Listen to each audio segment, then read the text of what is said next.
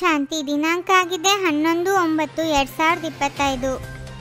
ನೀವು ಇಡೀ ಪ್ರಪಂಚದ ಸತ್ಯವಾದ ಮಿತ್ರರಾಗಿದ್ದೀರಿ. ಅಂದ ಮೇಲೆ ನಿಮಗೆ ಯಾರೊಂದಿಗೂ ಶತ್ರುತ್ವ ಇರಬಾರದು. ಈ ಸಮಯದಲ್ಲಿ ಇಡೀ ಪ್ರಪಂಚದಲ್ಲಿ ಕಾಮಾಗ್ನಿಯು ಹೊತ್ತಿಕೊಂಡಿದೆ.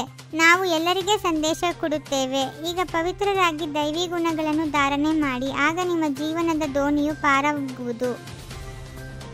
ತಂದೆಯು ತಿಳಿಸುತ್ತಾರೆ, ಆರಾಮವಾಗಿ ಕುಳಿತುಕೊಳ್ಳಿ. ತಂದೆ ಮತ್ತು 84 ಜನ್ಮಗಳ ಚಕ್ರವನ್ನು ನೆನಪು ಮಾಡಿ. ಇದು ಸಹಜ ನೆನಪವಾಗಿದೆ. ಹೇಳುತ್ತಾ ಕುಳಿತುಕೊಳ್ಳುತ್ತಾ ಬುದ್ಧಿಯಲ್ಲಿರಲಿ. ತಂದೆಯಿಂದಲೇ ಆಸ್ತಿಯನ್ನು ಪಡೆಯಬೇಕಾಗಿದೆ. ಶರೀರ ನಿರ್ವಹಣಾರ್ಥವಾಗಿ ಬಲೆ ಗೃಹಸ್ಥ ವ್ಯವಹಾರದಲ್ಲಿರಿ. ಕೇವಲ ಬುದ್ಧಿಯಿಂದ ಅನ್ಯರ ನೆನಪನ್ನು ತೆಗೆದುಹಾಕಿ. ತಂದೆಯು ಕೇವಲ ಇಷ್ಟನ್ನೇ ತಿಳಿಸುತ್ತಾರೆ, ನನ್ನನ್ನು ನೆನಪು ಮಾಡಿದರೆ ನಿಮ್ಮ ಪಾಪಗಳು ಕಳೆಯುತ್ತವೆ. ಇದು ಯೋಗಬಲ ಅಥವಾ ಯೋಗಾಗ್ನಿಯಾಗಿದೆ. ಈಗ ತಂದೆಯನ್ನು ನೆನಪು ಮಾಡುವುದರಿಂದ ಮಾಯೆಯ ಮೇಲೆ ಜಯಗಳಿಸಬೇಕಾಗಿದೆ. ಈಗ ಈ ದುಃಖಧಾಮದಲ್ಲಂತೂ ಇರುವಂತಿಲ್ಲ. ನಾನು ಕಾಲರ ಕಾಲ ಮಹಾಕಾಲನಾಗಿದ್ದೇನೆ. ತಂದೆಯು ತಿಳಿಸುತ್ತಾರೆ, ನಾನು ಎಲ್ಲರನ್ನೂ ಕರೆದುಕೊಂಡು ಹೋಗುತ್ತೇನೆ, ಯಾರನ್ನೂ ಬಿಡುವುದಿಲ್ಲ. ರಘುಪತಿ ರಾಘವ ರಾಜಾರಾಮ್ ಎಂದು ಹೇಳುತ್ತಿರುತ್ತಾರೆ. ಶಿವ ತಂದೆಯಂತೂ ರಾಜನಾಗುವುದಿಲ್ಲ, ರಾಜ್ಯಭಾರ ಮಾಡುವುದಿಲ್ಲ. ಅವರಿಗೆ ರಾಜಾರಾಮ್ ಎಂದು ಹೇಳುವುದು ತಪ್ಪಾಗಿದೆ.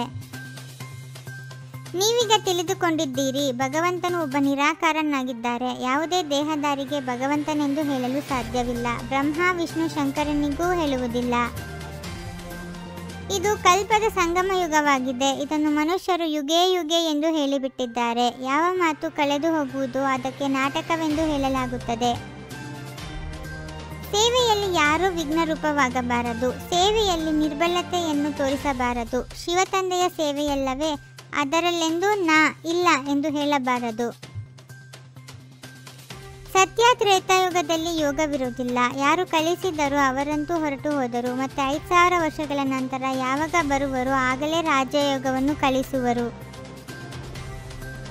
ಹಳೆಯ ಪ್ರಪಂಚದಲ್ಲಿ ಉಪದ್ರವಗಳಾಗುತ್ತಿರುತ್ತವೆ. ಸತ್ಯಯುಗದಲ್ಲಿ ಉಪದ್ರವಗಳ ಮಾತೇ ಇಲ್ಲ. ಅಲ್ಲಿ ಪ್ರಕೃತಿಯು ದಾಸಿಯಾಗಿ ಬಿಡುತ್ತದೆ. ತಂದೆಯು ಪ್ರಾಚೀನ ರಾಜಯೋಗವನ್ನು ಕಲಿಸುತ್ತಿದ್ದಾರೆ. ಮತ್ತೆ 5000 ವರ್ಷಗಳ ನಂತರವೂ ಕಲಿಸುತ್ತಾರೆ. ಯಾರ ಪಾತ್ರವಿದೆಯೋ ಅವರೇ ಅಭಿನಯಿಸುತ್ತಾರೆ. ಇದು ಈಶ್ವರೀಯ ಸೇವೆಯಾಗಿದೆ. ಇದರಲ್ಲಿ ಬಹಳಷ್ಟು ಮಾಯೆಯ ಬಿರುಗಾಳಿಗಳು ಬರುತ್ತವೆ. ಆದರೆ ತಂದೆಯ ಸೇವೆಯಲ್ಲಿ ವಿಘ್ನರೂಪವಾಗಬೇಡಿ. ರೈಲಿನಲ್ಲಿ ಪ್ರಯಾಣಿಸುವಾಗ ಸೇವೆ ಮಾಡಲು ಬಹಳ ಒಳ್ಳೆಯ ಅವಕಾಶವಿದೆ. ಅದಕ್ಕಾಗಿ ಬ್ಯಾಡ್ಜ್ ಬಹಳ ಒಳ್ಳೆಯ ವಸ್ತುವಾಗಿದೆ. ಇದನ್ನು ಪ್ರತಿಯೊಬ್ಬರೂ ಹಾಕಿಕೊಂಡಿರಬೇಕು. ಸರ್ವರ ಸದ್ಗತಿದಾತನು ಒಬ್ಬರೇ ನಿರಾಕಾರ ತಂದೆಯಾಗಿದ್ದಾರೆ. ಅವರನ್ನು ನೆನಪು ಮಾಡಬೇಕಾಗಿದೆ. ನೆನಪಿನ ಬಲದಿಂದಲೇ ನಿಮ್ಮ ಪಾಪಗಳು ಕಳೆಯುವುದು. ನಂತರ ಅಂತಿಮ ಗತಿ ಸೋಗತಿ ಆಗುವುದು. ಎಂದು ಪರಸ್ಪರ ಮುನಿಸಿಕೊಂಡು ಸರ್ವಿಸ್ನಲ್ಲಿ ಮೋಸ ಮಾಡಬಾರದು. ವಿಘ್ನರೂಪವಾಗಬಾರದು. ತನ್ನ ನಿರ್ಬಲತೆಯನ್ನು ತೋರಿಸಬಾರದು. ಎಂದಾದರೂ ಯಾರೊಂದಿಗಾದರೂ ಜಗಳವಾಯಿತು, ಅದು ಕಳೆದು ಹೋಯಿತೆಂದರೆ ಮತ್ತೆ ಅದರ ಚಿಂತನೆ ಮಾಡಬಾರದು.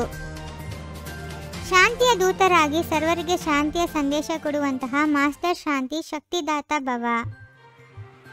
ತಾವು ಮಕ್ಕಳು ಶಾಂತಿಯ ಸಂದೇಶವಾಹಕರು, ಶಾಂತಿಯ ದೂತರಾಗಿರುವಿರಿ. ಎಲ್ಲೇ ಇದ್ದರೂ ಸದಾ ನಿಮ್ಮನ್ನು ಶಾಂತಿ ದೂತ ಎಂದು ತಿಳಿದು ನಡೆಯಿರಿ. ಹೇಗೆ ಶಬ್ದದಲ್ಲಿ ಬರುವುದು ಸಹಜ ಎನಿಸುತ್ತದೆ, ಹಾಗೆಯೇ ಶಬ್ದದಿಂದ ದೂರ ಹೋಗುವುದು ಸಹಜವಾಗಬೇಕು. ಶಾಂತಿ. 21 ಜನ್ಮಗಳಿಗೆ 21 ಪರಮಾತ್ಮನ ಮಾವಾಕ್ಯಗಳನ್ನು ಆಲಿಸಿ ಹಾಗೂ ನಿಮ್ಮದೇ ಆದ ಈ ಚಾನಲ್ಗೆ ಲೈಕ್ ಮಾಡುವುದನ್ನು ಮರೆಯದಿರಿ.